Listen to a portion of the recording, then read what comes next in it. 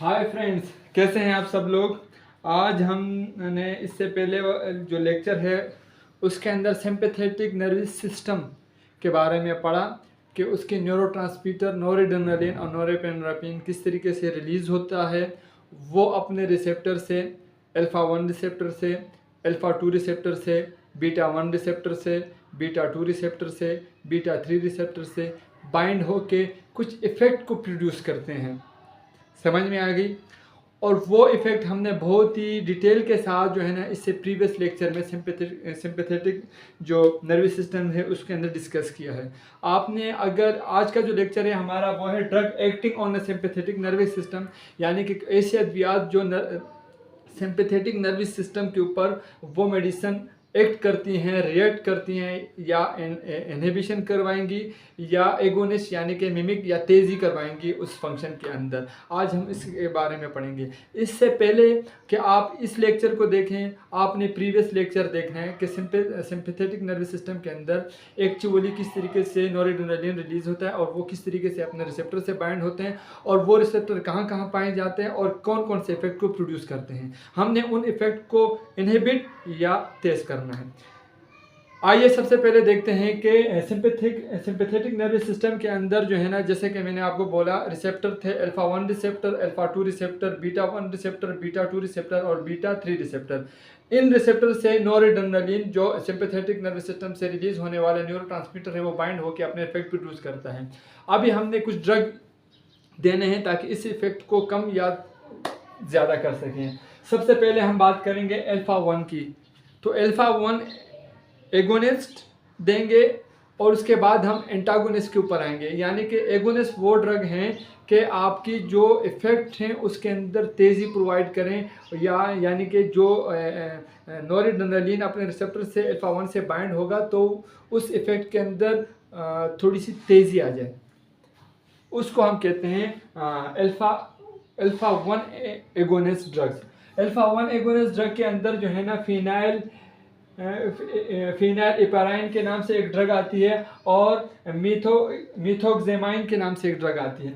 अब ये मिथोक्सेमाइन जो है ना वो हाइपोटेंशन को क्रिएट करती है और फिनाइल एपाराइन जो है ना वो क्या करती है। फिनाइल एपाराइन बहुत मुश्किल से नाम होते हैं, मैं याद कर मुझे बहुत मुश्किल होती है, लेकिन चलो फिनाइल एपाराइन जो है ना वो क्या करती है, नेजल डीकंजेशन करवाती है और माइड्रेटिक इफेक्ट करवाती है, यानी कि आई के अंदर प्यूपल को डायलेट करती है।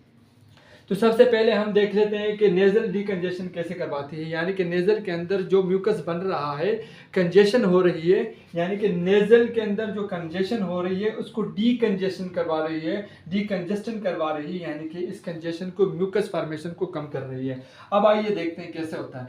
अब नेजल कंजेशन किस तरीके से होता है पहले इसको समझ लेते हैं। म्यूकस फॉर्मेशन होती है नेजल कैविटी के अंदर कैसे कि ब्लड वेसल नेजल कैविटी की तरफ गई भी होती हैं, इनसे क्या रिलीज होता है, फ्लूइड रिलीज होता है और बाकी अदर चीज और चीज़ें रिलीज होती हैं जिससे जो है ना नेजल कैविटी के अंदर जो है ना म्यूकस फॉर्म होता है। क्या फॉर्म होता है? म्यूकस फॉर्मेशन होती है। क्यों फॉर्मेशन होती है? क्योंकि ब्लड वेसल से फ्लूइड सिक्रेशन होती हैं और अदर थिंग्स और मुख्तलिफ चीज़ें हैं वो यहाँ पर जो है ना वो बन के आती हैं, जिससे जो है ना वो म्यूकस फॉर्म होता है और ज़्यादा म्यूकस फॉर्म होने की वजह से म्यूकस नेजल कैविटी के अंदर कंजेशन पैदा हो जाती है और आपको सांस लेने के अंदर जो है ना नेजल कैविटी के अंदर अगर कंजेशन होगी तो सांस लेने के अंदर आपको डिफ़िकल्टी होगी। अब ये कंजेशन तो हो चुकी है लेकिन हम चाहते हैं कि ये कम हो। अब कम करने के लिए हमारे पास ड्रग कौन सी है? वो है फिनाइल एपाराइन। फिनाइल एपाराइन क्या करेगी? इन कंजेशन जो म्यूकस फॉर्मेशन इसको रोकेगी। किस तरह रोकेगी कि ब्लड वेसल यहाँ पर जो नेजल कैविटी को जो ब्लड वेसल गई हैं वो क्या करती हैं कि वो उनसे फ्लूइड और मुख्तलिफ चीज़ें रिलीज होती हैं। लेकिन अगर हम इन ब्लड वेसल को कंट्रैक्ट कर दें, कंट्रैक्शन करवा दें इनकी, तो क्या होगा? ब्लड फ्लो के अंदर क्या हो जाएगी? कमी आ जाएगी। कमी आ जाएगी तो फ्लूइड भी कम सिक्रिएट होगा और दूसरी चीज़ें भी कम सिक्रिएशन होंगी।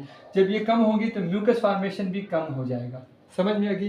पहले क्या था, नॉर्मली तौर पर आपकी ब्लड वेसल डायलेट थी, ज़्यादा से ज़्यादा ब्लड जो है ना वो नेजल कैविटी की तरफ जा रहा था और फ्लूइड सिक्रिएशन हो रही थी और मुख्तलिफ चीज़ें सिक्रिएट हो रही थी जिससे म्यूकस भी ज़्यादा बन रहा था। लेकिन आपने ऐसी ड्रग्स दी जिससे जो है ना वो कंट्रैक्शन हो गई। अल्फा 1 अगर आपने देखा होगा ब्लड वेसल के अंदर कंट्रैक्शन करवाती हैं, तो हमने नेज़ल कैविटी की तरफ जाने वाली ब्लड वेसल को कंट्रैक्ट की, जिससे क्या हुआ कि जो है ना आपकी नेज़ल कंजेशन होगी। नेज़ल कंजेशन के अंदर जो है ना वो इफेक्ट प्रोड्यूस हुआ और डीकंजेशन शुरू हो गई और ब्लड फ्लो कम होने की वजह से फ्लूइड भी कम हुआ और जो बाकी चीज़ें हैं उसकी भी सिक्रेशन कम हुई और म्यूकस फॉर्मेशन वो कम हो गई। तो ये तो था एक इफेक्ट जो नेज़ल डीकंजेशन की जो इफेक्ट थी वो प्रोड्यूस हुई। अच्छा, ये जो है ना ये ड्रग क्या करती है कि बीपी को भी ज़्यादा करती है। क्यों?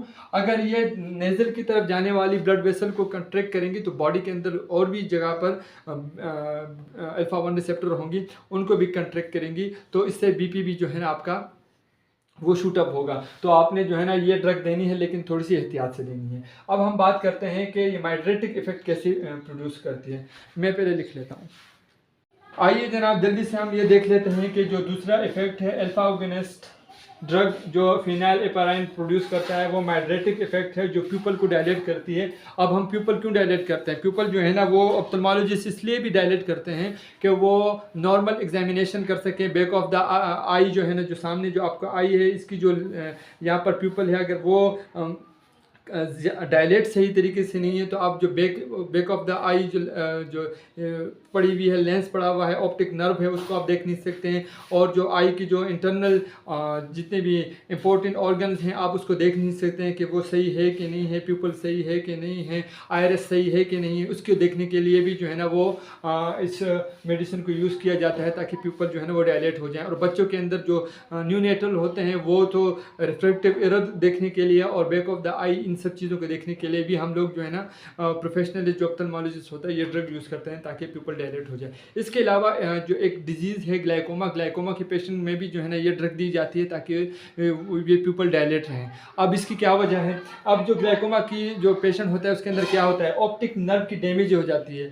ऑप्टिक नर्व अब अगर आपका किसी भी वजह से डैमेज हो जाए तो क्या होगा, आपको ब्लाइंडनेस होगी, विजन लॉस हो जाएगी। क्यों होगी? कि आपका जो है ना वो नर्व डैमेज हो गया, उसको हम कहते हैं ग्लाइकोमा। अब ग्लाइकोमा क्यों होता है कि विजन लॉस प्रोडक्शन करती है, ब्लाइंडनेस होती है, damaging the nerve back of your I, optic nerve, यानी ऑप्टिक नर्व की डैमेजिंग हो जाती है जिससे जो है ना आपको ब्लाइंडनेस होती है। इसको हम ग्लाइकोमा कहते हैं।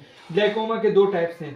एक ये है कि एक्वस ह्यूमर प्रोडक्शन जो है, एक्वस ह्यूमर जो है ना वो उसकी प्रोडक्शन जो है ना वो एबनॉर्मल है लेकिन ड्रेनेज उसकी सही है। दूसरे नंबर पर एक्वस ह्यूमर की प्रोडक्शन नॉर्मल है लेकिन ड्रेनेज उसकी जो है ना वो सही नहीं है। अभी आप देखिए जी, ब्लड कंपोनेंट जो होते हैं वो क्या करते हैं, एक्वस ह्यूमर को बनाते हैं। जो ब्लड के जो कंपोनेंट हैं, आरबीसी है, डब्ल्यूबीसी है, इसके अंदर और भी बहुत सारी चीज़ें हैं, वो क्या करती हैं कि इस एक्वस ह्यूमर को बनाती हैं आई के अंदर। अब ये आई के अंदर एक्वस ह्यूमर आपका सही तरीके से बना, सही तरीके से इसकी नॉर्मल प्रोडक्शन हुई, लेकिन इसकी ड्रेनेज सही तरीके से नहीं हुई, तो आई के अंदर एक्वस ह्यूमर की क्या हो जाएगी, अमाउंट है वो ज़्यादा हो जाएगा। एक तो ये वजह है। दूसरे नंबर पर क्या वजह है कि एक्वस ह्यूमर तो आपका एबनॉर्मल ज़्यादा जो है ना वो प्रोडक्शन कर रहा है और जो ड्रेनेज है वो बिल्कुल नॉर्मल है लेकिन प्रोडक्शन ड्रेनेज से भी ज़्यादा है, तब भी जो है ना एक्वस ह्यूमर की जो है ना वो इंक्रीजिंग आ जाएगी आई के अंदर। और अगर ये एक्वस ह्यूमर एक दफ़ा ज़्यादा हो जाए तो वो क्या करता है, ये क्या करता है कि ये ओक्यूलर प्रेशर को इंक्रीज करता है और ओक्यूलर प्रेशर अगर इंक्रीज होगा तो वो ऑप्टिक नर्व को डैमेज करेगा और ये डैमेजिंग क्या करता है, ब्लाइंडनेस करता है, विजन लॉस करता है, जिसको हम ग्लाइकोमा कहते हैं। समझ में आ गई? यानी कि इन दोनों के अंदर एक्वस ह्यूमर और ड्रेनेज के अंदर, एक्वस ह्यूमर की प्रोडक्शन और उसकी ड्रेनेज के अंदर एक बैलेंस रहता है। कोई भी अगर इस बैलेंस के अंदर वेरिएशन आएगी या एक्वस ह्यूमर ज़्यादा प्रोडक्शन होगा और ड्रेनेज नॉर्मल होगी लेकिन ज़्यादा प्रोडक्शन की वजह से एक्वस ह्यूमर की जो कंसंट्रेशन है आई के अंदर ज़्यादा होगी तो वो क्या करेगा, ऑप्टिक ओकुलर प्रेशर इंक्रीज करेगा। एक, या एक्वस ह्यूमर जो है ना उसकी जो प्रोडक्शन तो नॉर्मल है लेकिन ड्रेनेज सही नहीं है। अब ड्रेनेज सही नहीं होगी तब भी एक्वस ह्यूमर ज़्यादा होगा, जिससे जो है ना ओकुलर प्रेशर बढ़ेगा और ओकुलर प्रेशर से ऑप्टिक नर्व के अंदर डैमेजिंग होगी, तो क्या होगा कि आपको ग्लाइकोमा होगा। तो हम लोग ये मेडिसिन इसलिए देते हैं कि जो ब्लड वेसल को कंट्रैक्ट कर सके और जो ब्लड के अंदर जो कंपोनेंट हैं उससे जो है ना एक्वस ह्यूमर की प्रोडक्शन के अंदर कमी हो, और अगर ये कमी पैदा होगी तो क्या होगा कि आपको जो है ना एक रिलीफ मुहैया होगी और पेशेंट की जो है ना जो एक्वस ह्यूमर की प्रोडक्शन है उसके अंदर जो है ना वो कमी आएगी, और इससे जो है ना आपकी जो नर्व की डैमेजिंग है उसके अंदर रुकावट पैदा हो जाएगी। तो ये अल्फा 1 एगोनिस्ट की जो ये ड्रग है ये माइड्रेटिक इफेक्ट प्रोड्यूस करती है, जो है ना पीपल को डायलेट करती है, जिससे जो है ना आपका एक्वस ह्यूमर की प्रोडक्शन जो है ना उसके अंदर थोड़ी सी कमी आ जाती है। अब हम आते हैं इसकी दूसरी टाइप ड्रग के ऊपर, अल्फा 1 एंटागोनिस्ट के ऊपर, कि कौन सी ड्रग इन इफेक्ट को जो है ना वो इनहिबिट करेगी। आइए देखते हैं। आइए अब अल्फा 1 एगोनिस्ट को हम तो देख चुके हैं, अब एंटागोनिस्ट देख लेते हैं। एंटागोनिस्ट यानी कि इनहिबिशन पैदा करेगी, काम से रोकेंगी। अब देखिए अल्फा 1 एंटागोनिस्ट के अंदर सेलेक्टिव अल्फा 1 एंटागोनिस्ट हैं और नॉन सेलेक्टिव अल्फा 1 एंटागोनिस्ट हैं। सबसे पहले हम सेलेक्टिव अल्फा 1 एंटागोनिस्ट को पढ़ लेते हैं। इसके अंदर जो हमारे पास ड्रग है वो है प्राइजोसिन, टेराजोसिन। ये प्राइजोसिन और टेराजोसिन क्या करती हैं कि ब्लड वेसल में मौजूद अल्फा 1 रिसेप्टर को ब्लॉक करती हैं। अगर ये ब्लॉक करेंगे तो क्या होगा, कंट्रैक्शन होगी नहीं होगी, क्या होगा, डायलेशन होगी। जब वेजो डायलेशन होगी तो क्या होगा, बीपी के अंदर आपकी कमी आ जाएगी, ब्लड आराम से ट्रेवल करके जाएगा। तो ये पैराजोसिन और टेराजोसिन एंटागोनिस्ट है, ये अपने ब्लड वेसल के अंदर अल्फा 1 रिसेप्टर को ब्लॉक करती है, जिससे जो है ना कंट्रैक्शन के बजाय डायलेशन होती है और वो बीपी को डाउन करती है। ये अल्फा 1 एंटागोनिस्ट में ये दो ड्रग ये काम करती हैं। इसके अलावा टेम्सुलिन की जो ड्रग है वो भी हम यूज़ करते हैं। अब अल्फा 1 रिसेप्टर काम क्या करता था, अगर आपने देखा होगा उस प्रीवियस लेक्चर के अंदर, कि वो कंट्रैक्शन करता था ट्राइगोन मसल की, और जिससे क्या होता था कि यूरिन की जो है ना यूरिन स्टॉप हो जाता था। सही है। अब हम ये चाहते हैं कि ये जो ट्राइगोन मसल की जो कंट्रैक्शन है इसको हम कंट्रैक्शन से बचाएं और इसको हम रिलैक्स करें ताकि यूरिन ज़्यादा हो। तो इसके लिए हम क्या करते हैं, एक ड्रग यूज़ करते हैं टामसुलिन। टामसुलिन क्या करता है कि ये अल्फा 1 रिसेप्टर की जो एबिलिटी थी कंट्रैक्शन की उसको वहाँ पर जाके एंटागोनिस्ट करता है, और क्या करता है कि ये ट्राइगोन मसल को कंट्रैक्शन से बचाता है, और वो यूरिन जो स्टॉप हुआ होता है या यूरिन रिटेंशन के अंदर पेशेंट होता है तो वो क्या करता है, टामसुलिन यूज़ करने से यूरिन रिटेंशन की जो वो है वो ख़त्म हो जाती है और यूरिनेशन शुरू हो जाती है। और ये जो है ना इसकी ये भी जो है ना ब्लैडर के अंदर इसकी आइसोफॉर्म रहती है, यानी कि अल्फा 1b और अल्फा 1d ये आइसोफॉर्म है इस रिसेप्टर की जो ब्लैडर के अंदर प्रेजेंट रहती है, और वो जो है ना हम लोग देते हैं। और बेनाइन प्रोस्टेटिक हाइपरट्रॉफी की जो पेशेंट होते हैं, BPH के जो पेशेंट होते हैं उसके अंदर हम लोग देते हैं ताकि इसकी यूरिनेशन के अंदर इफेक्ट प्रोड्यूस कर सके। तो ये दो किस्म की जो ड्रग थी ये थी अल्फा 1 एंटागोनिस्ट, और वो भी अल्फा 1 के अंदर सेलेक्टिव एंटागोनिस्ट है। अब हम देखते हैं कि नॉन सेलेक्टिव एंटागोनिस्ट कौन कौन सी ड्रग है, देखते हैं अभी।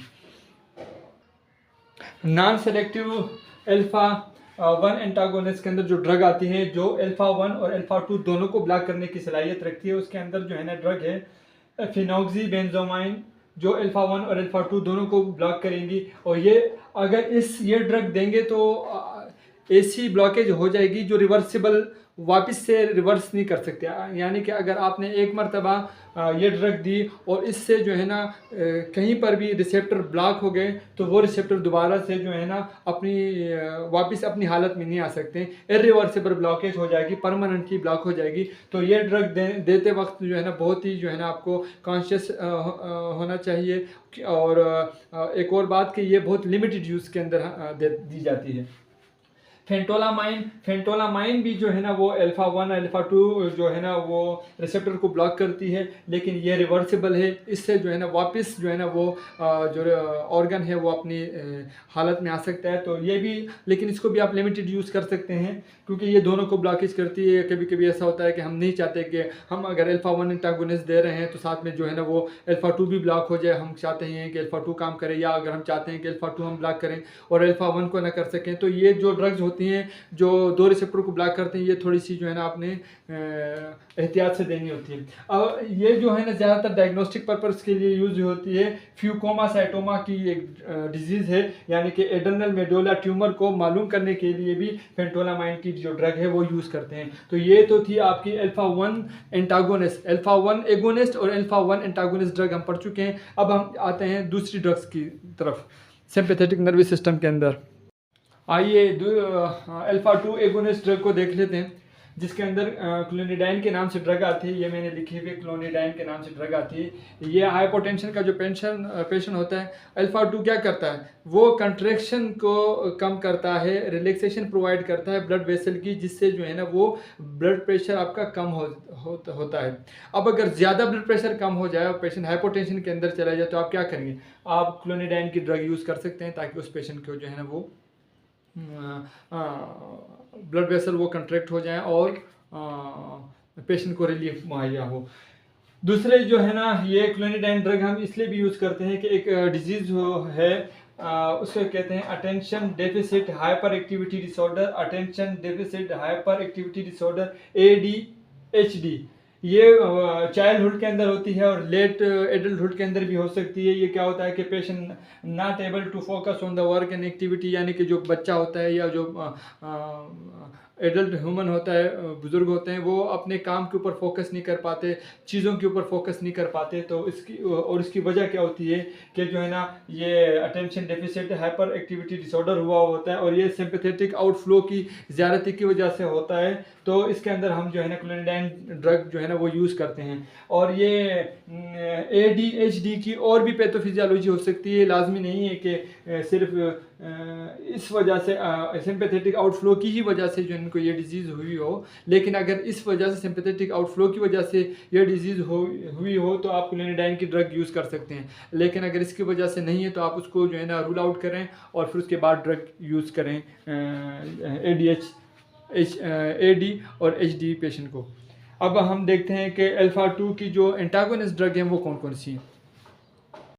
अल्फा 2 एगोनिस्ट के अंदर एक ड्रग आती है योहिम्बाइन। योहिम्बाइन ड्रग जो है वो ज़्यादातर वेटरनरी के अंदर यूज़ होती है, वेटरनरी जो एनिमल के अंदर इसको यूज़ किया जाता है। और अल्फा 2 एगोनिस्ट जो है ना वो ये ड्रग जो है ना वो ह्यूमन के अंदर बहुत कम यूज़ होती है। तो अल्फा 2 एगोनिस्ट के बारे में इतना ही मुझे मालूम था और मैंने लिखा पढ़ा देखा था तो मैंने आपको बता दिया। इसके अलावा जो है ना अभी हम दूसरी कैटेगरी के ऊपर जाते हैं कि उसकी जो ड्रग्स हैं, बीटा 1 रिसेप्टर, बीटा 2 और बीटा 3 रिसेप्टर के एगोनिस्ट और एंटागोनिस्ट कौन कौन सी ड्रग्स हैं। आइए अब हम बीटा रिसेप्टर के बारे में पढ़ते हैं, और बीटा रिसेप्टर में भी जो है ना बीटा 1 एगोनिस्ट ड्रग्स के बारे में देखते हैं। बीटा 1 एगोनिस्ट ड्रग के बारे में अगर हम देखेंगे तो मैंने यहाँ पर 2 ड्रग लिखी हुई, एक है डोबुटामाइन और एक है डोपामीन। डोबुटामाइन जो है ना अगर इसकी एबिलिटी ये है कि ये बीटा 1 रिसेप्टर से भी बाइंड हो गया और अल्फा 1 रिसेप्टर से भी बाइंड होती है ये ड्रग। और ये इफेक्ट कौन सा प्रोड्यूस करती है, ये फोर्स ऑफ कंट्रैक्शन को में इजाफा करती है और कार्डिक आउटपुट के अंदर इजाफा करती है। हार्ट रेट के अंदर इजाफा नहीं करेगी, लेकिन ये आपकी जो फोर्स ऑफ कंट्रैक्शन है, कंट्रैक्शन की जो फोर्स है, जो ताकत से, जिस ताकत से जो फोर्स लगती है वेंट्रिकल्स की या एट्रियम की, उसके अंदर इजाफा होगा और कार्डिक आउटपुट के अंदर इजाफा करती है। तो ये जो है ना डोबुटामाइन ये काम करती है। और इसके अलावा ये बीटा अल्फा 1 रिसेप्टर से भी बाइंड होने की सलाहियत रखती है।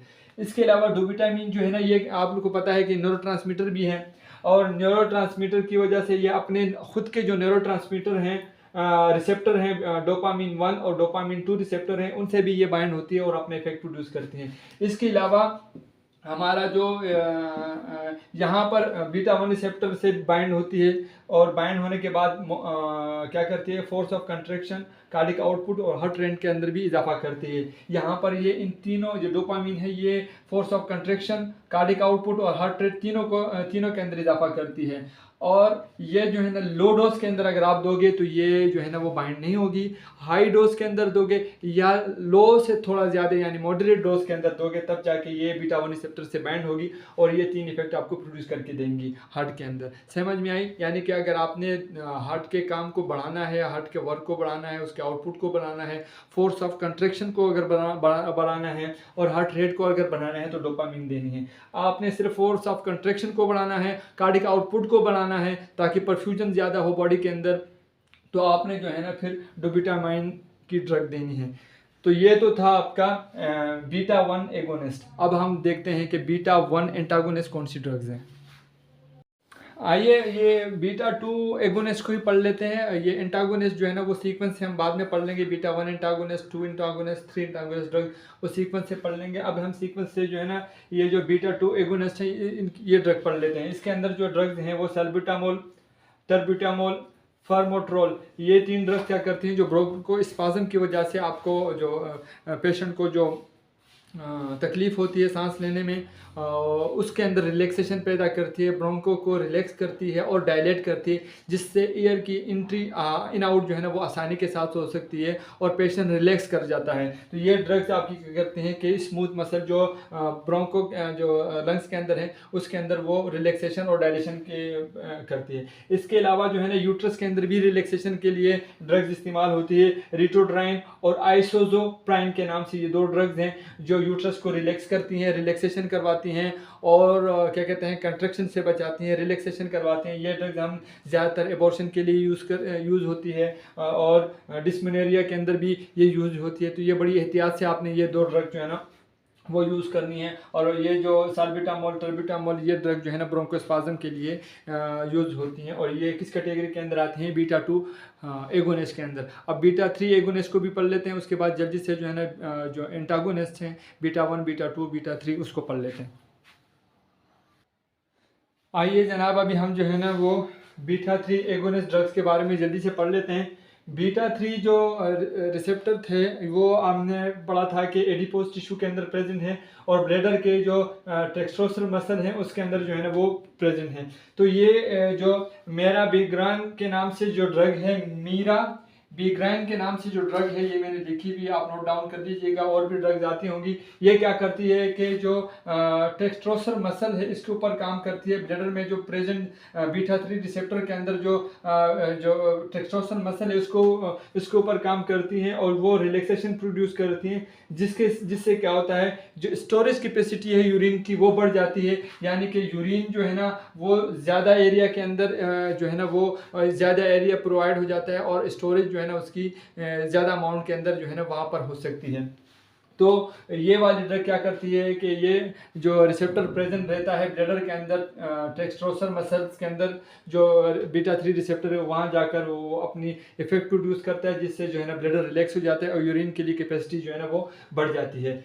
इसके अलावा जो दूसरी ड्रग है सीबोट्रामाइन के नाम से, सीबोट्रामाइन के नाम से ये मैंने लिखी हुई है। ये ड्रग क्या करती है कि ये जो ओबियस पेशेंट होते हैं, जो मोटापा जिन पे मरीजों को होता है, एडिपोज टिश्यू के अंदर जो है ना ये ड्रग काम करती है। जो मोटापा जिन पेशेंट को होता है उसको उसमें हेल्प आउट करती है, उस मोटापे को यानी कि उस मोटापे को कम करने के लिए यूज़ करती है। किस तरीके से कि ये नॉर एड्रेनलिन की जो रीअपटेक होती है, ये जो मैंने कहा था कि यहाँ पर रीअपटेक होती है, अल्फा टू रिसेप्टर जो रीअपटेक करता है नॉरएड्रेनालिन की, ये इसको इनहिबिट करता है, इसको रोकता है।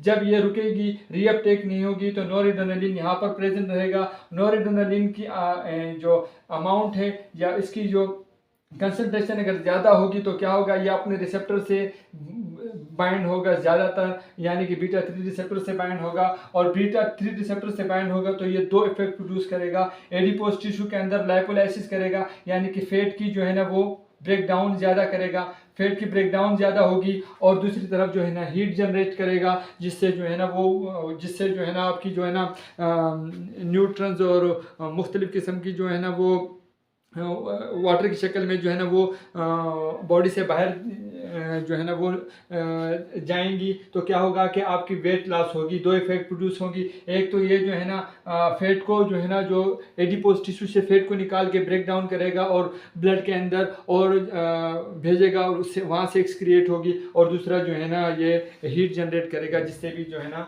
ओबीस पेशेंट के अंदर जो है ना वो जो है ना वो थोड़ी सी उसकी ओबेसिटी के अंदर कमी आ जाएगी। तो ये तो थी agonist drug, beta 1 agonist, beta 2 agonist और बीटा 3 एगोनिस्ट ड्रग हमने कवर कर ली हैं। अब हमें बीटा 1 एंटागोनिस्ट, बीटा 2 एंटागोनिस्ट और बीटा 3 एंटागोनिस्ट ड्रग के बारे में पढ़ना है। अभी हम देखते हैं कि वो कौन कौन सी ड्रग हैं और किस तरीके से काम करती हैं। आइए चले देखते हैं। आइए जनाब, अभी हम देखते हैं कि बीटा 1 एंटागोनिस्ट, बीटा 2 एंटागोनिस्ट और बीटा 3 एंटागोनिस्ट किस तरीके से जो है ना वो काम करती है। एक तो आप ये बात समझ लीजिए कि एंटागोनिस्ट का मतलब ये है कि रिसेप्टर को अपने काम से रोकना। किस रिसेप्टर को? सिंपैथेटिक और पैरासिम्पैथेटिक के रिसेप्टर को। लेकिन उस रिसेप्टर को जो ओवर वर्क करता हो, उसको नहीं जो नॉर्मल वर्क करता हो।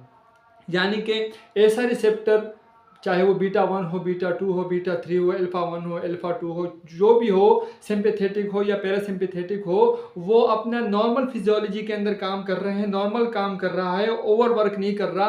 तो कोई भी ड्रग उसको जो है ना नॉर्मल से कम करने के लिए कोई ड्रग नहीं है कि आप उसको नॉर्मल से कम करें। आपने जो एंटागोनिस्ट काम करती हैं वो करती हैं जो ये नॉर्मल है और ये एबनॉर्मल वर्क है। तो ये इस एबनॉर्मल वर्क को ख़त्म करने के लिए एंटागोनिस्ट ड्रग दी जाती है, ना कि आप इसलिए ये ड्रग दो कि ये जो नॉर्मल है इससे भी कम हो। नॉर्मल से आप कम नहीं कर सकते, अलबत्ता over activity of the any जो रिसेप्टर है उसको आप जो है ना वो आप नॉर्मल कर सकते हैं। समझ में आ गई?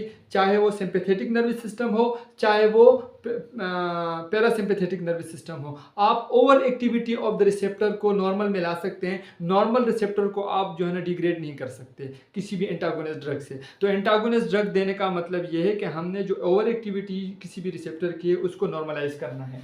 अब आपकी बात आती है कि बीटा 1 रिसेप्टर, बीटा 2 रिसेप्टर और बीटा 3 रिसेप्टर। तो इनके जो एंटागोनिस्ट हैं ये बहुत ही ज़्यादा जो है ना वो कम हैं। आइए देखते हैं। पहले बात तो आपको समझ में आ गई कि किस तरीके से जो है ना वो एंटागोनिस्ट वर्क करती हैं। अब देखते हैं कि बीटा 1 एंटागोनिस्ट, बीटा 2 एंटागोनिस्ट और बीटा 3 एंटागोनिस्ट। इसके अंदर कुछ सेलेक्टिव बीटा एंटागोनिस्ट हैं, बीटा ब्लॉकर्स हैं, कुछ नॉन सेलेक्टिव बीटा ब्लॉकर्स हैं। सेलेक्टिव बीटा ब्लॉकर्स की अगर हम बात करें, यानी कि वो सेलेक्टिव बीटा ब्लॉकर्स या बीटा एंटागोनिस्ट वो क्या करती हैं, एक ही रिसेप्टर को ब्लॉक करती हैं। या तो बीटा 1 को ब्लॉक करेंगी, बीटा 2 को ब्लॉक करेंगी या बीटा 3 को ब्लॉक करेंगी। सबसे पहले बीटा 1 एंटागोनिस्ट देख लेते हैं। बहुत बहुत ही इंपॉर्टेंट है, वाइडली यूज होती है सेलेक्टिव बीटा ब्लॉकर्स के अंदर जो है ना। कार्डियो सेलेक्टिव है ये बीटा 1 एंटागोनिस्ट। एंटागोनिस्ट या ब्लॉकर्स भी आप कह सकते हैं इसको। कौन कौन सी है? एटिनोलोल, बहुत मर्तबा हमने इसको पढ़ा है। मीटोप्रोलोल, प्रोलोल, इसोमोलोल और भी बहुत सारे ड्रग हैं। तो ये 3 ड्रग्स क्या हैं? ये आपकी बीटा 1 एंटागोनिस्ट है, बीटा 1 रिसेप्टर ब्लॉकर्स हैं। तो ये क्या करेंगे, हार्ट के अंदर जाएंगे और अपना इफेक्ट प्रोड्यूस करेंगे। समझ में आ गई? इसके अलावा बीटा 2 और बीटा 3 एंटागोनिस्ट जो हैं वो एक्सपेरिमेंटल हैं, यानी कि इसके ऊपर रिसर्च चल रही है। एक्सपेरिमेंटल उसको जो है देखा जा रहा है, अभी तक ह्यूमन के अंदर उसकी जो है ना इतनी ज़्यादा यूजेज नहीं है। अलबत्ता ये है कि बीटा 2 एंटागोनिस्ट की एक ड्रग है, वो मैं आपको यहाँ पर जो है ना वो लिख के बता देता हूँ। ब्यूटाक्सेमाइन, ये बीटा 2 एंटागोनिस्ट है, लेकिन अभी तक इसकी जो है ना यूजेज इतनी ज़्यादा नहीं है क्या कहते हैं ह्यूमन के अंदर। और बीटा 3 जो जैसा कि आपको पता है कि ये वेटरनरी के अंदर ज़्यादातर ये यूज़ होती हैं ये ड्रग्स, लेकिन वहाँ पर भी एक्सपेरिमेंटल है। अब हम इतना जान चुके हैं कि एंटागोनिस्ट की कैटेगरी के अंदर हमारे पास जो है ना वो एंटागोनिस्ट की कैटेगरी के अंदर भी सेलेक्टिव यानी कि वन रिसेप्टर को ब्लॉक करने वाले ड्रग के अंदर सिर्फ बीटा 1 रिसेप्टर के अंदर जो ड्रग थी वही थी जो कार्डियो सेलेक्टिव बीटा ब्लॉकर थी, इटिनोलोल, मीटोप्रोलोल और इसोमोलोल हमने चेकआउट की। और बीटा 2 और बीटा 3 जो है ना एक्सपेरिमेंटल हैं, अभी तक इनकी जो है ना सेलेक्टिव एंटागोनिस्ट नहीं आई हैं। अब हम देखते हैं कि non selective antagonist beta blockers कौन सी हैं, आइए देखते हैं। पहले मैं लिख लेता हूं। आइए जनाब नॉन सेलेक्टिव बीटा ब्लॉकर्स के बारे में पढ़ लेते हैं। नॉन सेलेक्टिव बीटा ब्लॉकर्स को पढ़ने से पहले एक लफ्ज है ISA, इंट्रिंसिक सिंपैथोमिमेटिक एक्टिविटी की ड्रग्स। ये ड्रग्स क्या करती हैं कि एंटागोनिस्ट और एगोनिस्ट दोनों इफेक्ट प्रोड्यूस करती हैं। अब आपने किसी रिसेप्टर को बीटा 1 रिसेप्टर को बीटा 2 रिसेप्टर को या बीटा 3 रिसेप्टर को ब्लॉक करना है और non selective drug beta blockers देनी है, और वो गई और उन्होंने जो है ना वो इफेक्ट प्रोड्यूस किया, किसी भी रिसेप्टर को ब्लॉक किया और कंप्लीट ब्लॉक किया।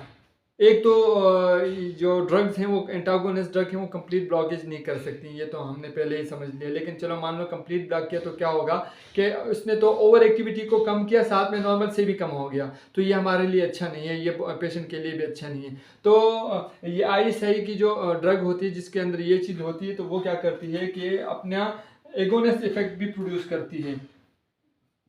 100% एक्टिविटी थी एक रिसेप्टर की, उसने जो है ना उसको ज़्यादा किया, 130 पर लेके चला गया। आपने क्या किया कि आपने ड्रग दी, एंटागोनिस्ट ड्रग दी, उसने क्या किया कि ये 30% तो उसने ख़त्म कर दिया, 100 में आ गया। लेकिन ये एगोनिस्ट क्या करती है, उस ड्रग को जो है ना वो इस 100 से जो है ना वो कम नहीं करती, यानी कि नॉर्मल से कम नहीं करती, रिसेप्टर की जो वर्क है उसको जो है ना इससे कम होने नहीं देती। तो ISA की जो ड्रग्स हैं वो इस तरीके से काम करते हैं। कुछ जो है ना वो कुछ ड्रग जो है ना वो विदाउट ISA होती है और कुछ ड्रग विद ISA होती है। जो विद ISA होती है वो हेल्प आउट करती है आपको, और भी जो है ना वो ज़्यादा जो है ना वो काम न करने से, ज़्यादा एंटागोनिस्ट या रिसेप्टर को जो है ना वो ज़्यादा काम न करने से भी रोकती है, वो थोड़ी सी मिमिक जो है ना आपको प्रोवाइड करके देती है। एक और बात ये है कि जो बीटा रिसेप्टर होते हैं वो सुपर सेंसिटिव होते हैं। आपने रिसेप्टर ब्लॉक किया और वो क्या करते हैं कि वो फिर अपने एगोनिस्ट के लिए बहुत उतावले होते हैं, तो वो यहाँ पर एक और रिसेप्टर बना लेते हैं। तो ड्रग आ रही है, बीटा ब्लॉकर आ रही है, उसने ये भी ब्लॉक किया, ये भी ब्लॉक किया, ये भी ब्लॉक किया। अचानक आपने क्या किया कि पेशेंट ने ड्रग छोड़ दिया और उसने लेना किसी भी वजह से उसने वो ड्रग लेनी छोड़ दी, तो क्या हुआ कि वो अपने जो एगोनिस्ट है या जो इसकी जो नॉरएड्रेनालिन है उससे थोड़े से एड्रेनालिन से भी ज़्यादा इफेक्ट प्रोड्यूस करने की सलाहियत रखता है। तो ये जो है ना ये रिसेप्टर सुपर सेंसिटिव होते हैं, और ये जो बीटा रिसेप्टर हैं इनको जो है ना आप कंप्लीट ब्लॉक कर भी नहीं सकते। अगर आप करोगे तो ये जो है ना इस तरीके से इफेक्ट प्रोड्यूस करेंगे जो बॉडी के लिए नुकसानदेह है। हमने इतना समझ लिया है कि ISI की जो ड्रग होती हैं वो थोड़ी सी आपको जो है ना वो एंटागोनिस्ट और एगोनिस्ट दोनों इफेक्ट प्रोड्यूस करके देंगी, जिससे जो है ना वो रिसेप्टर जो है ना वो अपना काम बैलेंस के अंदर रखेगा। अब विदाउट ISA की जो ड्रग है वो उसको पहले देख लेते हैं, फिर उसके बाद जो है ना ISA की जो ड्रग हैं जिसमें जो है ना ISA की जो कैपेबिलिटी है वो भी देख लेते हैं। सबसे पहले हम देख लेते हैं कि विदाउट ISA की ड्रग कौन कौन सी हैं और वो किस तरीके से ब्लॉकेज करती हैं या काम करती हैं। ये सबसे पहले जो है ना वो विदाउट ISA ड्रग को देख लेते हैं। इसके अंदर नंबर 1 है प्रोप्रेनालॉल, नंबर 2 है सोटालॉल, नंबर 3 है टीमोलॉल। इसमें जो है ना प्रोप्रानोलॉल को देख लेते हैं कि इसको किस तरीके से यूज़ करते हैं। प्रोप्रानोलॉल एंजाइटी का जो पेशेंट होता है उसके अंदर यूज़ होती है। एंजाइटी क्या होता है कि सिंपैथेटिक एक्टिविटी जो है ना उसकी प्रोडक्शन ज़्यादा हो जाती है, लेकिन अगर आपने ये प्रोप्रानोलॉल की ड्रग दी तो वो क्या करती है कि सिंपैथेटिक एक्टिविटी को जो है ना वो डिप्रेस कर देती है, और जिससे जो है ना एंजाइटी के अंदर जो है ना आपको रिलीफ मिल जाता है। दूसरे नंबर पे थायरोटॉक्सिकोसिस यानी कि T3 और T4 की अगर बॉडी बॉडी के अंदर ज़्यादा से ज़्यादा जो है ना वो अमाउंट के अंदर कंसंट्रेशन आ जाती है या प्रोडक्शन ज़्यादा हो रही होती है, तो ये भी सिंपैथेटिक जो रिसेप्टर हैं उसको बहुत ज़्यादा सेंसिटिव कर देते हैं। और उससे जो है ना फिर क्या होता है, अगर सिंपैथेटिक रिसेप्टर जितने ज़्यादा सेंसिटिव होंगे तो वो ओवर प्रोडक्शन करेंगे, जिससे जो है ना बॉडी के अंदर मुख्तलिफ़ किस्म की जो है ना वो आपको इश्यूज़ मिलेंगी। तो ये क्यों हुई कि ये T3 और T4 की जो है ना इंक्रीज़ के अंदर हुई, और हम जो है ना प्रोप्रानोलॉल को इसकी T3 और T4 को डिग्रेड करने के लिए या इसको कंट्रोल करने के लिए भी हम देते हैं। इसके अलावा ट्विचिंग यानी जर्की मूवमेंट, आपके हाथ और पैर के अंदर जर्की मूवमेंट आ रही होती हैं, वो क्यों आ रही होती हैं कि जो स्केलेटल मसल के अंदर बीटा 2 रिसेप्टर प्रेजेंट रहता है, उसके साथ अगर नॉरएड्रेनालिन बाइंड हो जाता है तो क्या होता है कि आपको जो है ना जर्की मूवमेंट के अंदर ज़्यादा से ज़्यादा इजाफा होता है। अगर हम उस जो बीटा 2 जो मसल फाइबर के अंदर, जो स्केलेटल मसल के अंदर जो रिसेप्टर है, अगर हम इसको ब्लॉक कर देंगे इस प्रोप्रानोलॉल ड्रग की बिना पर की वजह से, तो क्या होगा कि जर्की मूवमेंट या टीचिंग के अंदर आपको जो है ना वो थोड़ी सी रिलीफ मिल जाएगी और आपको जो जर्की मूवमेंट और ट्विचिंग फिर नहीं होगी। इसके अलावा माइग्रेन है, माइग्रेन के अंदर क्या होता है, डायलेशन होती है सेरेब्रल ब्लड वेसल्स की, जिससे जो है ना वो आपकी जो है ना हेडेक और जो है ना वो माइग्रेन की जिन साइन सिम्टम है वो आपको आती हैं। अगर हम ब्लड वेसल में मौजूद बीटा 2 रिसेप्टर जो होता है, अगर उसको हम किसी तरीके से हम ब्लॉक कर दें तो क्या होगा कि वो डायलेशन जो है ना वो डायलेशन नहीं होगी और वो कंट्रैक्शन के अंदर आ जाएगी, और जिससे जो है ना फिर जो माइग्रेन की जो साइन सिम्टम है या जो हेडेक है वो पेशेंट को कम होगी। तो ये प्रोप्रानोलॉल की जो 4 यूजेज थी हम लोग देते हैं पेशेंट को, जिससे एंजाइटी, थायरोटॉक्सिकोसिस का जो पेशेंट है उसको देते हैं, ट्विचिंग और जर्की मूवमेंट को कंट्रोल करने के लिए देते हैं, और माइग्रेन के पेशेंट को भी हम देते हैं ताकि जो इसकी जो साइन सिम्टम के अंदर, हेडेक के अंदर जो है ना वो रिलीफ मुहैया हो। अभी हम देखते हैं कि सोटालोल जो है ना हम किस तरीके से यूज़ करते हैं, पहले लिख लेते हैं। आइए देख लेते हैं कि सुटालोल और टीमोलोल किस तरह यूज़ होती है। अगर आपने सुटालोल को देखा होगा तो ये पोटेशियम चैनल ब्लॉकर है। हम लोगों ने एरिथमियास के जो मैंने लेक्चर दिया था उसके अंदर हमने देखा था कि पोटेशियम चैनल ब्लॉकर हम देते हैं, और इससे जो है ना हम लोग एरिथमियास के जो पेशेंट होता है उसके अंदर जो है ना वो रिलीव मिलती है, और जो एक्स्ट्रा जो इम्पल्सेस जनरेट होती हैं और जिससे जो है ना वो एरिथमियास पेशेंट को हो रही होती हैं उसको हम कंट्रोल करते हैं। तो आपने एंटी एरिथमियास की जो क्या कहते हैं मेरी वीडियोस हैं उसको आप चेकआउट कर लीजिएगा, लेकिन इतना याद रखिए कि सोटालोल जो है ना पोटेशियम चैनल ब्लॉकर हम यूज़ करते हैं एरिथमियास के पेशेंट के लिए। टीमोलोल जो है ना वो हम किस लिए यूज़ करते हैं, जो ग्लाइकोमा का पेशेंट होता है। इससे पहले हमने पढ़ा है कि ग्लाइकोमा का पेशेंट क्या होता है कि उसके जो है ना वो ऑप्टिक नर्व वो डैमेज हो जाती है। वो क्यों डैमेज हो जाती है कि वो इंट्राओकुलर प्रेशर ज़्यादा हो जाता है। इंट्राओकुलर प्रेशर क्यों ज़्यादा हो जाता है कि एक्वस ह्यूमर की प्रोडक्शन ज़्यादा हो जाती है, या उसके प्रोडक्शन ज़्यादा होती है और ड्रेनेज नॉर्मल है लेकिन प्रोडक्शन ओवर हो रही होती है, या तो प्रोडक्शन नॉर्मल है लेकिन ड्रेनेज के अंदर मसला है, जिससे जो है ना ओकुलर प्रेशर के अंदर जो है ना वो इजाफा हो जाता है। और वो क्यों होता है कि एक्वस ह्यूमर जो है ना वो ज़्यादा बन रहा होता है। तो एक्वस ह्यूमर क्यों बन रहा होता है, क्योंकि ब्लड फ्लो साइड पर जो है ना वो बहुत ज़्यादा हो रही होती है, आई साइड के ऊपर ब्लड फ्लो ज़्यादा हो रही होती है, जिससे जो है ना एक्वस ह्यूमर बन रहा होता है। ये टीमोलोल क्या करती है कि जो ब्लड वेसल है उनको कंट्रैक्ट कर देती है और ब्लड फ्लो जो है ना उसको कम कर देती है, जिससे जो है ना एक्वस ह्यूमर जो है ना वो कम बनता है और ग्लाइकोमा के पेशेंट को जो है ना वो रिलीफ पहुँचता है। तो ये जो है ना आपने जो है ना टीमोलोल की जो यूजेज है वो हमने चेकआउट कर ली। इसको जो है ना मैंने बहुत ही ब्रीफली जो है ना तो इसी यूनिट के अंदर एक्सप्लेन किया है, तो काइंडली आप उसको भी देख लीजिएगा जो मैंने जो कहा, फिर आपको वो समझ में आ जाएगा। आइए देखते हैं कि जो बाकी के जो रिसेप्टर हैं उनके अंदर जो है ना ड्रग किस तरीके से जो है ना काम करती हैं। आइए जनाब, अब हम देखते हैं कि जो विद ISI की जो ड्रग है वो कौन सी है, वो है पिंडोलोल। ये पार्शियली ब्लॉक करती है और एंटी हाइपरटेंसिव ड्रग है, बहुत अच्छी ड्रग है। ये जो है ना रिसेप्टर को सुपर सेंसिटिव होने नहीं देती, क्योंकि ये दोनों इफेक्ट प्रोड्यूस करती है, एंटागोनिस्ट की भी करती है और एगोनिस्ट की भी करती है, क्योंकि ये विद ISA है। तो ये ड्रग क्या करती है कि ये एंटी हाइपरटेंसिव भी यूज़ होती है, बहुत ही इंपॉर्टेंट ड्रग है। एक और जो है ना ड्रग यहाँ पर मैं आपको मैंने यहाँ पर लिखी है, इसके बारे में मैं आपको बता देता हूँ। अब ये है कि beta blocker plus alpha blocker.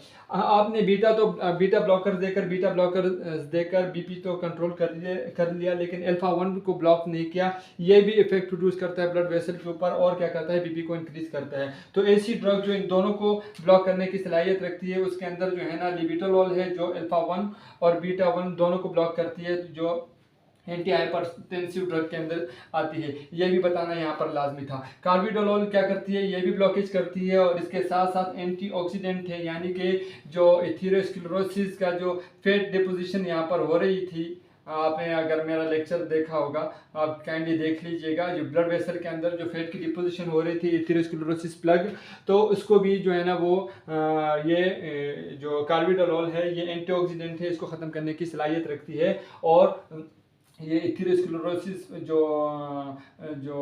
Deposition है या फैट डिपोजिशन है, इसको जो है ना फैट को डिपॉजिट होने से रोकती है। ये कार्बिडोलोल की ये जो है ना एक एडिशनल खुसूसियत भी है। तो हम लोगों ने तकरीबन जो है ना सिंपैथेटिक सिस्टम के अंदर जितनी भी ड्रग्स थी, चाहे वो एगोनिस्ट थी, चाहे वो एंटागोनिस्ट थी, चाहे वो अल्फा ब्लॉकर थी या अल्फा एगोनिस्ट थी या बीटा ब्लॉकर थी या बीटा एगोनिस्ट थी, तकरीबन हम लोग ने कवर कर लिया है। बहुत लेंथी लेक्चर था, आपने बहुत ही गौर से इस वीडियो को देखना है, आराम से इसको जो है ना नोटेट करना है और जो है ना टाइम लेकर जो है ना इस वीडियो को देखनी है, क्योंकि बहुत ही लेंथी वीडियो थी, बहुत लेंथी प्रोसेस था इसको समझाने के लिए। इस वीडियो के अंदर drug acting on the sympathetic nervous system के अंदर अगर मुझसे कहीं पर गलती हो गई हो, लिखा कुछ था, कहा कुछ था, लिखा मैंने नहीं, या मैंने कोई गलत जो कि क्या कहते हैं कही हो किसी मेडिसिन के बारे में, किसी ड्रग के बारे में, किसी फिजियोलॉजी के बारे में, पैथोफिजियोलॉजी के बारे में, तो काइंडली ज़रूर मेंशन कीजिएगा। यहाँ तक आज के लेक्चर के अंदर हम लोगों ने सिंपैथेटिक एक्टिविटी की जो ड्रग्स थी वो पढ़ ली हैं। इससे पहले हमने सिंपैथेटिक एक्टिविटी की जो पैथोफिजियोलॉजी थी वो आपने लाजमी देखनी, तब जाके आपने ये ड्रग के बारे में जितनी भी वीडियोज़ हैं वो देखनी है। बहुत शुक्रिया, कमेंट ज़रूर कीजिएगा आपको लेक्चर कैसा लगा। Bye bye.